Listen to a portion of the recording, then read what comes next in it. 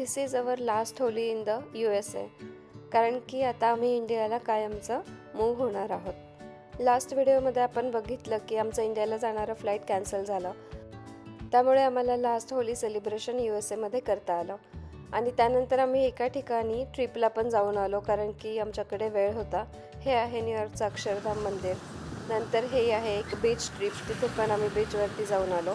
तर पुढे व्हिडिओमध्ये डिटेल बघूयात की आम्ही USAमध्ये लास्ट होली कशी सेलिब्रेट केली. हा आमचा अमेरिकेतला अजून एक दुसऱ्या फ्रेंड्सचा ग्रुप आहे. ह्यामध्ये पण खूप आमचे फ्रेंड्स आहेत. आणि USAमध्ये आम्ही खूप लकी आहोत की आम्हाला ना खूप सारे फ्रेंड्स आहेत आमच्या इथे. तर मग ही होळी सेलिब्रेशन आम्ही 2-3 ग्रुपसोबत सेलिब्रेट केलं. तर इथे आपण बघत आहोत की हे आहे होळीचं पॉटलक. तर ह्यामध्ये सगळ्यांनी एक एक पदार्थ बनवून आणला होता आणि सगळेजण मिळून सेलिब्रेट करत होतो. तर होळीच्या दिवशीच वुमन्स डे होता, त्यामुळे मग इथे केक बनवला होता माझ्या एका फ्रेंडने. तर ती केक घेऊन आली होती आणि इथे मग आम्ही वुमन्स डेच्या ऑकेजनवरती हा केक कट करायचं ठरवलं. तर मग इथे आता सगळ्याजणी आम्ही मैत्रिणी जमलो आहोत आणि केक कटिंगची तयारी चालू केली आहे. आणि अशा प्रकारे आम्ही होळी आणि वुमन्स डे हे दोन्ही पण एकाच दिवशी सेलिब्रेट केलं. खूप एन्जॉय केलं. Thank you all my friends for including us the last moment. हा आहे आमचा दुसरा ग्रुप, ज्यांच्यासोबत होळीचं आम्ही क्रेझी सेलिब्रेशन केलेलं आहे. तुम्ही नक्की बघा, तुम्हाला बघायला पण खूप मजा येईल. आणि होळी सेलिब्रेशन नंतर आम्ही ट्रिपला पण कुठे गेलो ते पण मी ह्या व्हिडिओमध्ये ॲड केलं आहे. चला तर मग इथे मी रेकॉर्ड करत होते की ह्यांचं सगळ्यांचं होळी सेलिब्रेशन कसं चालू आहे ते. आणि तेवढ्यामध्ये त्यांनी मला सोडलं नाही. मी ॲक्च्युली फोन ठेवून येणारच होते, पण तेवढं पण थांबायला कोणी तयार नव्हतं. आणि आता मग मी म्हटलं की चला, फोन हातात आहे, एनिवेज सगळीकडे कलर झालेलाच आहे. तर मग पुढचं पण आता कंटिन्यू मी व्हिडिओ रेकॉर्ड करायला स्टार्ट केलं. तर इतकी क्रेझी होळी आणि कलर्स आम्ही खेळलो ना, खूप म्हणजे खूपच एन्जॉय केलं. आणि आमची ही USमधली लास्ट होळी असणार आहे हे सगळ्यांना माहिती होतं. त्यामुळे सगळे फ्रेंड्स अगदी खूप जोशमध्ये होते, खूपच एक्सायटेड होते होळी खेळण्यासाठी. लाईफ टाईम मेमरीज एवढी क्रिएट झालेली आहे ना, कधी विसरणार नाही. आणि अशा लास्ट मोमेंटला एकदम सगळं प्लॅन करून सगळेजण सोबत येऊन खूपच आम्ही धमाल केली. इथे आम्ही काहीतरी होळीचं रील वगैरे बनवायचं ट्राय करत होतो, त्याचंच जराशी तयारी करत होतो. हे बघा, मॉम अँड डॉटर डान्सिंग. ह्या दोघी खूप छान डान्स करतात.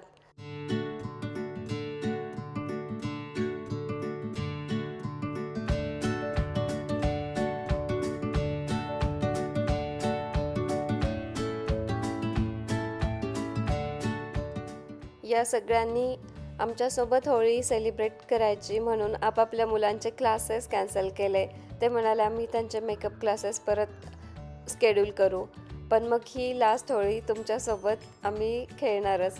आणि सगळ्यांनी मिळून त्यांचं स्केड्यूल चेंज केलं आमच्यासाठी. मी काय बोलणार, मी एवढंच म्हणेल की we are so so lucky की आम्हाला एवढे चांगले, म्हणजे चांगले तर कसं शब्दात वर्णन करू ते कळत नाही आहे की असे फ्रेंड्स मिळणं खरंच we are so so lucky. इथे आम्ही वॉटर बलून फाईट करत होतो आणि सगळेजण एकमेकांना नेम साधून वॉटर बलून फेकून मारत होते. खूप दिवसांनी वॉटर बलून्ससोबत प्ले केलं, ते पण एक वेगळंच फन होतं. आणि मग आता रंग वगैरे खेळून झाला होता, थोड्याशा गप्पा वगैरे चालू झाल्या. सगळेजण तेच म्हणत होते की माझं नवीनच यूट्यूब चॅनल आहे, तर त्याबद्दलच बोलत होते की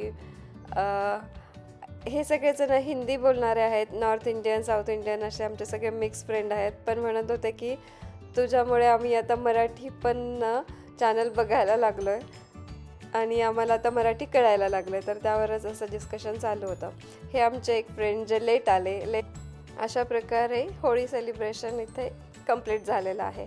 तर इथे आपण बघत आहोत की आम्ही एका ट्रिपला जाऊन आलो, कारण की फ्लाईट कॅन्सल झालेलं होतं आणि आमच्याकडे वेळ होता. मग म्हणलं थांबून तरी काय करायचं आहे, USमध्ये आहे तोपर्यंत वेळ आहे तर फिरून येऊयात.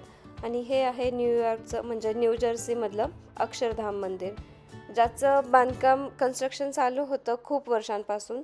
तर लास्ट इयरलाच हे सगळं बिल्डअप कंप्लीट झालेलं आहे ह्याचं. तर जेव्हा कन्स्ट्रक्शन चालू होतं त्यावेळेस आम्ही इथे गेलेलो होतो, पण ह्या मंदिराचं बांधकाम पूर्ण झाल्यानंतर आमचं जायचं राहिलं होतं. तर मग म्हटलं की आता वेळही आहे, तर मग जाऊन येऊयात आणि ड्राईव्ह करण्यासारखं होतं. आम्ही काय केलं होतं ना की कार रेंटल केलेली होती आणि जसं जसं आमचं फ्लाईट कॅन्सल होत होतं तसं तसं आम्ही ती कारसुद्धा एक्सटेंड करत होतो की म्हणजे पहिले आम्ही 4-5 दिवसांसाठी कार रेंटल केली होती, कारण आमचं फ्लाईटची डेट तेव्हाची होती. पण मग फ्लाईट कॅन्सल झालं त्यानंतर आम्ही परत कारची पण आमची डेट रिन्यू केली आणि परत दुसऱ्यांदा पण फ्लाईट कॅन्सल झालं, तर मग त्यानंतर अजून परत एकदा एक्सटेंड केली. तर मग असं आम्ही कार एक्सटेंड म्हणजे रेंटलची कार आमच्याकडे ठेवलेली होती, त्यामुळे आजूबाजूला फिरायला आम्हाला सोपं जात होतं. आणि मग हे आहे अक्षरधाम मंदिर. तर हे त्याचं एंट्रन्स आहे. खूप इतकं मोठं आणि इतकं सुंदर बारीक रेखीव काम केलेलं आहे ना, अगदी मस्ट वॉच आहे. तुम्ही जर अमेरिकेत असाल तर अक्षरधाम मंदिराला नक्की भेट द्या. खूप म्हणजे खूपच बघण्यासारखं आहे आणि अगदी जरूर भेट द्यावी असं मंदिर आहे. सगळ्यांनी ना एकदा तरी नक्कीच जायला पाहिजे. एवढं छान त्यांनी केलेलं आहे. आपलं इंडियाचं कल्चर वगैरे पण तिथे डिस्प्ले केलेलं आहे. नंतर हे मंदिर आहे ज्याचं काम पूर्ण झालेलं आहे. आतमधून सुद्धा एवढं बघण्यासारखं आहे. मंदिर पूर्ण बघायला पण एवढा वेळ लागतो ना, एवढं मोठं मंदिर आहे आणि खूप म्हणजे वेळ डिटेल हातामध्ये ठेवून तुम्ही इथे व्हिजिट नक्की करा. मंदिराच्या आतमध्ये ते फार शूटिंग करू देत नाहीत, म्हणजे व्हिडिओ रेकॉर्ड करू देत नाहीत, पण हे स्टार्टिंगचा पार्ट आहे तर इथे थोडंफार मी रेकॉर्डिंग केलेलं आहे. इथे हे शूज वगैरे काढून ठेवायचं एरिया होता आणि मग नंतर हे जे दिसतं हे आहे मंदिराचं कॅफेटेरिया. तर ना इथे त्यांनी आपलं सगळं फूड म्हणजे इंडियन फूड कसं आहे आणि त्याच्या मागे त्याचा मीनिंग काय आहे आणि त्याचा पर्पज काय आहे, तर ह्या सगळ्या गोष्टी डिस्प्ले केल्या होत्या. त्यामुळे खूप छान रिप्रेझेंट करत होते. तर ते खूपच छान वाटलं बघून. एकदम खूप छान फिलिंग आलं. मी तर नक्कीच म्हणेल तुम्ही अमेरिकेत असाल आणि तर ना नक्की ह्या अक्षरधाम मंदिराला व्हिजिट करा. पण इथे एक गोष्ट आहे की मंगळवारी म्हणजे ट्यूजडेला हे टेम्पल बंद असतं, तर त्याप्रमाणे तुम्ही तुमची ट्रिप प्लॅन करा. आमचं पण काय झालं ना, ॲक्च्युली हा आहे सोमवारचा दिवस आणि आमचा प्लॅन होता की नेक्स्ट डे म्हणजे मंगळवारी ट्यूजडेला मंदिरात जायचं. पण सोमवारी ना आम्ही लवकरच पोहोचलो न्यू जर्सीला. तर आम्ही विचार केला की इव्हिनिंगला टाईम होता आमच्याकडे. 6:30ला आम्ही न्यू जर्सीला म्हणजे ह्या टेम्पलमध्ये पोहोचलो आणि 7ला तिथे आरती होणार होती संध्याकाळी 7 वाजता. तर आम्ही विचार केला की ठीक आहे, मग हॉटेलवर थांबण्यापेक्षा मंदिरात जाऊन येऊ. आरती पण होईल आणि मंदिरही बघता येईल आणि दुसऱ्या दिवशी परत एकदा आपण आवरून जाऊयात मंदिरामध्ये. त्यामुळे आम्ही सोमवारी मंडे इव्हिनिंगला मंदिरात आलो आणि तिथे मंदिर वगैरे सगळं बघितलं डिटेल. सगळीकडे फिरलो. बाहेर पण मंदिर खूप मोठं आहे, तिथे पण सगळीकडे वॉक केला आणि नंतर मग तिथल्या कॅफेटेरियात गेलो होतो आम्ही. तर कॅफेटेरियात गेल्यानंतर तिथे असंच बोलणं झालं तिथल्या लोकांसोबत. तर मग एक लेडी तेच मला विचारत होती, मेहंदी काढलेली आहे तर काही स्पेशल ऑकेजन आहे का? तर मी तिला ते सांगितलं की आम्ही इंडियाला कायमचं मूव्ह होतो आहे आणि मग त्यामुळे असं सेलिब्रेट वगैरे करतो आहे, म्हणजे केलं. तर ती म्हणाली मग नक्की तुम्ही परत US आल्यानंतर या मंदिरात भेट द्या. तर मग तिला ते सांगत होतं की आम्ही आता उद्याच परत येणार आहोत म्हणून मंदिरामध्ये. तर तिने मग त्यावेळेस सांगितलं की उद्या मंदिर बंद असेल, मग तुम्हाला आजच जे काही आहे ते सगळं बघून घ्या. ट्यूजडेला मंदिर क्लिनिंगसाठी बंद असणार आहे. मग तेव्हा आम्हाला कळालं की ओके, हे मंदिर तर आता उद्या बंद असणार आहे म्हणून, की बरं झालं आम्ही मग ना मंडेलाच टेम्पलमध्ये जाऊन आलो. मंडेलाही आम्हाला माहिती नव्हतं की उद्या टेम्पल बंद असणार आहे म्हणून. आणि इथे पण आम्ही लकी ठरलो की आमचं दर्शन झालं. मंडेला आम्ही टेम्पलमध्ये जाऊन आलो. जर आम्ही मंडेला नसतं गेलो आणि ठरवलं असतं डायरेक्ट आपण प्लॅनप्रमाणे ट्यूजडे मॉर्निंगलाच जाऊया टेम्पलमध्ये, तर आमचं दर्शन झालंच नसतं आणि मनामध्ये ते कायमचं वाटलं असतं की अरे दर्शन घ्यायचं राहिलं. तर ह्या अशा गोष्टी ऑल ऑफ म्हणजे सडन होतात आणि आपोआप प्लॅन बनत जातात. आपण प्लॅन करतो पण आपल्या हातात काहीच नसतं. हेच आता आम्हाला कळतं आहे ह्या सगळ्या ट्रिपवरून, प्लॅनिंगवरून. जे व्हायचं असतं तेच होत असतं. आता पुढे इथनं निघाल्यानंतर आम्ही दुसऱ्या गावामध्ये गेलो. तर इथे आम्ही ना हयात रिजन्सी होती तिथे स्टे केला होता. तर ही ओशन सिटीच्या जवळ आहे DV बीच म्हणून, तिथे आलो होतो आम्ही. वेदर तसं काही बीच वॉटरला वगैरे जाण्यासारखं नव्हतं, पण वेळ होता आमच्याकडे. आणि ह्या हॉटेलचं इंटिरियर खूपच वेगळं होतं. म्हणजे असं आम्ही इतक्या ठिकाणी इतक्या हॉटेलमध्ये स्टे केला, पण हे जे आतमधलं हे जे स्ट्रक्चर दिसतंय ना हयात रिजन्सीचं, हे खूपच वेगळं होतं. तर असं मी ना म्हणजे दुसऱ्या कुठल्या हॉटेलमध्ये नव्हतं बघितलं. मग इथे हे काहीतरी एक जरा वेगळं वाटलं, छान होतं. आणि तेच मग हयात एजन्सीमध्ये इथे आम्ही 2-3 दिवस थांबलो होतो. आणि बीच वगैरे होता, पण बीचला तर काही जाता आलं नाही, बाहेर थंडी होती त्यामुळे पाण्यात नाही जाता आलं, पण बीच वॉक वगैरे झाला. आणि इथे हॉटेलचा इनडोअर पूल होता, त्यामुळे मग ना मुलींना पूलमध्ये जाता आलं, म्हणजे पाण्यात खेळता आलं. मेन म्हणजे त्यांचा पर्पज होता. आणि ही आहे हॉटेलची रूम. इंटेरियर अशा टाईपचं होतं आणि छान होतं हॉटेल वगैरे. मग 2-3 दिवस इथे आम्ही स्पेंड केले. आणि ह्या हॉटेलमध्ये काय होतं ना की सकाळी मॉर्निंगला त्यांचा कॉम्प्लिमेंटरी ब्रेकफास्ट असतो. तर मग आणि इथे सध्या ऑड सीझन असल्यामुळे फार काही जास्त लोक नव्हते. तर ना ते ब्रेकफास्ट ॲक्च्युली कस्टमाइजच होता. ते आम्हाला विचारूनच बनवत होते की तुम्ही काय खाणार ब्रेकफास्टला, आणि लगेच तयार करून देत होते. फ्रूट्स आणि कॉर्नफ्लेक्स अशा गोष्टी तर होत्याच, पण मग बाकीच्या गोष्टी पाहिजे असतील तर बाय ऑर्डर ते करून देत होते. नंतर आम्ही तिथनं निघालो आणि रस्त्यामध्ये फिलाडेल्फियाला आम्ही गेलो होतो. तर तिथल्या ना ह्या रॉकी स्टेप्स खूप फेमस आहेत. रॉकी नावाचा मूवी आहे, त्यामध्ये ह्या स्टेप्स दाखवल्या आहेत. तर मग तेव्हापासून ह्या फिलाडेल्फियाच्या आयकॉनिक स्टेप्स बनलेल्या आहेत. खूप विजिटर लोक इथे ना ह्या रॉकी म्हणजे स्टेप्स बघायला येतात. आणि ह्याच्यावरती आहे की ह्या स्टेप्स क्लाइम्ब करायच्या, म्हणजे रन करायच्या. इथे जे टुरिस्ट येतात ना, तर ते असं म्हणजे मिमिक करतात की रॉकी फिल्ममध्ये त्यांनी जे दाखवलं आहे, रन करत करत ह्या स्टेप्स क्लाइम्ब करतात. तर मग इथे येऊन लोक त्याच प्रकारे व्हिडिओ रेकॉर्ड वगैरे करतात, तसं शूटिंग करतात आणि त्या टाईपचा व्हिडिओ रेकॉर्ड करतात. तर इथनं ना व्ह्यू पण खूप छान आहे, म्हणजे पूर्ण सिटीचा व्ह्यू दिसतो. आम्ही गेलो त्या दिवशी क्लाउडी होतं, पाऊस पण पडत होता आणि हलकासा पाऊस पण चालू होता, त्यामुळे इथे समोर एवढं क्लिअर व्ह्यू नाही आहे, पण फॉगी होतं सगळीकडे. छान वाटलं, पण म्हणजे वरतून व्ह्यू खूपच छान आहे. आणि इथे आता ही जी बिल्डिंग आहे ती आहे म्युझियम ऑफ आर्ट. तर म्युझियम ऑफ आर्ट बिल्डिंग आहे ही. मग ह्याच्या अराउंड आम्ही थोडं वॉक वगैरे केलं, एक चक्कर मारली. आणि फिलाडेल्फियाचा असा हा ऑन द वे क्विक आम्ही स्टॉप घेतला होता. तर तो ऑन द वेच होता, त्यामुळे हे आपण रॉकी स्टेपला व्हिजिट देणं झालं, ते एक बघणं झालं, जे की आम्ही बघितलं नव्हतं. आणि नंतर मग फिलाडेल्फियामध्येच आम्ही ना एका इंडियन रेस्टॉरंटला गेलो होतो, ते पण खूपच छान होतं. म्हणजे आम्हाला तर वाटलं नाही की ते इंडियन फूड आम्हाला खायला मिळेल, पण मस्त होतं ते रेस्टॉरंट, छान मिळालं आम्हाला. मेन म्हणजे चहा मिळाला. चलो आता बाय बाय टू फिलाडेल्फिया. आणि आता पुढच्या क्लिपमध्ये आहे की बीच, जे की आम्ही DV बीचला गेलो होतो, तर बीचवरचे काही क्लिप्स आहेत.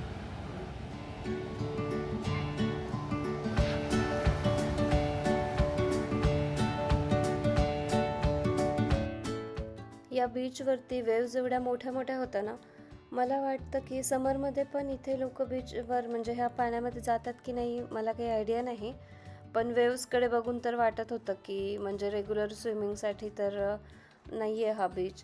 आणि वेव्स खूपच मोठ्या होत्या. तर माहिती नाही, मग सर्फिंग वगैरे असं करत असतील लोक. आत्ता तर आम्ही काही पाण्यात नव्हतो गेलो, कारण की वॉटर खूप थंड होतं. हा सीझनच नाही आहे बीचवर जाण्याचा. पण ॲटलिस्ट एवढी काही म्हणजे थंडी नव्हती. आम्ही तर विदाऊट जॅकेटच बीचवरती वॉक करायला गेलो होतो. म्हणजे थंडी खूप काही नव्हती, पण पाणी चांगलंच थंड होतं, पाण्यात जाण्यासारखं नव्हतं.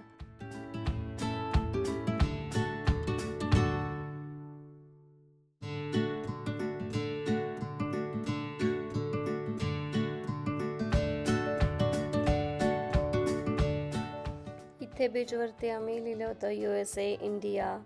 तर आमच्या डोक्यामध्ये ते चालू होतं की आता इंडियाला जाणाऱ्या फ्लाईट म्हणजे कधी ओपन होतील आणि आम्ही कुठल्या फ्लाईट चूज करायची किंवा दुसरा कुठला वे आहे, दुसऱ्या कुठल्या फ्लाईट्स आहेत ज्या आम्ही घेऊ शकू.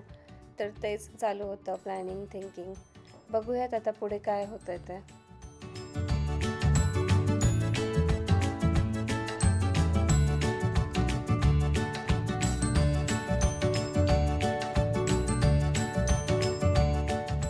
आता बीचवरून आम्ही वापस निघालो इथून.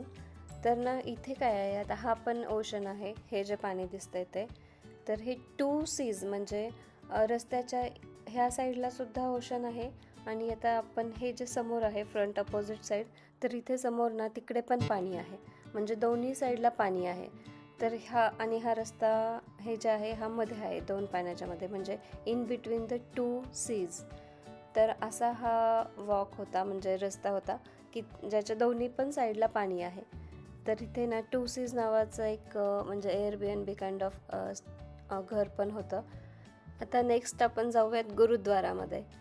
तर इथे ना गुरुद्वाराचं काय झालेलं होतं की आम्ही ज्या फ्रेंड्सच्या घरी थांबलेलो होतो, तर त्या फ्रेंड्सची फ्रेंड त्यांनी ना गुरुद्वारामध्ये लंगर ठेवलेलं होतं.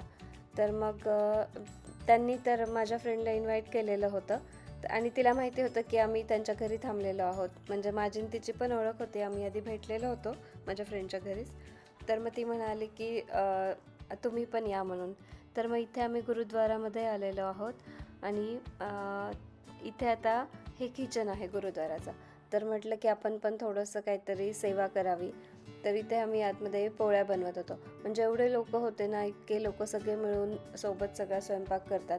एक जण कणिक तिंबायची तर खूप मोठी मशीनच होती, आता पुढे मी व्हिडिओमध्ये दाखवलेलं आहे. नंतर मग बॉल बनवायचे म्हणजे पोळीचे, कणकेचे.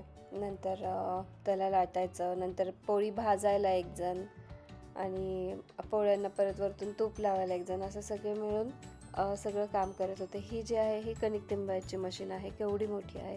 तर हे गुरुद्वाराचं मधलं किचन आहे. इथे जर बघितलं हे सिंक वगैरे, हे भांडे वगैरे रिन्स करायला, तर ते सुद्धा किती मोठे मोठे आहेत सगळे पाईप वगैरे. हे सगळे भांडे मोठेच्या मोठे, ज्याच्यामध्ये हे सगळं फूड बनतं. तर मग इथे आम्हाला गुरुद्वाराला जायचा पण चान्स मिळाला आणि सेवा करायचा चान्स मिळाला आणि प्रसाद घेण्याचं पण भाग्य मिळालं. तर ह्या सगळ्या गोष्टी मला वाटतं आमच्या राहायला होत्या आणि ह्या करायच्याच होत्या, त्यामुळे पण आमचा स्टे लॉंग झाला, हू नोज. तर हे आहे. आणि आता ह्या आमच्या फ्रेंडच्या घरी जिथे आम्ही थांबलो होतो, तर ते ना पंजाबी आहेत. तर तिने ना पंजाबची स्पेशल मक्के की रोटी आणि सरसोदा साग बनवलं होतं आणि त्याच्यासोबत होतं हे अद्रक आणि ग्रीन चिलीचं लोणचं. तर विंटरमध्ये पंजाबमध्ये हे असं फूड खातात. तर तिने ना बनवलं होतं आमच्यासाठी. आम्ही कधी मक्के दी रोटी आणि साग असं खाल्लं नव्हतं. एवढं यमी झालेलं होतं ना, म्हणजे बाहेर एकदा धाब्यावरती खाल्लं होतं पण ते काहीच चांगलं नव्हतं. मग हिने घरी आम्हाला करून खाऊ घातलं. तर इतकं यमी फूड झालेलं होतं, खूपच छान तिने बनवलं होतं. आणि आम्ही डेली ब्रेकफास्टला एक पराठे खात होतो, वेगवेगळ्या स्टाईलचे, वेगवेगळ्या स्टफिंगचे पराठे ती बनवत होती. तर पराठे पण खूप डिफरंट स्टाईलचे ट्राय केलेले आहेत. टिकट बुकिंग प्रोसेस रात के 12 बजे, India ticket booking process. Alok हो गया क्या टिकट बुक हमारा? करवा दिया क्या हमारा टिकट, इंडिया का टिकट? हां. तर इथे रात्रीचं बसून आम्ही हेच डिस्कस करत होतो. सगळेजण बघत होते कुठल्या फ्लाईट्स अवेलेबल आहेत, दुसरा कुठला रूट घ्यायचा, काय करायचा आणि कुठली एअरलाईनचं बुकिंग करायचं, हेच सगळं चालू होतं. रात्रीचे 12 वाजून गेलेले होते. नेक्स्ट व्हिडिओमध्ये बघायला मिळेल आम्ही कुठल्या एअरलाईनला इंडियाला ट्रॅव्हल केलं ते. आणि thanks for watching. Stay tune. Don't forget to subscribe.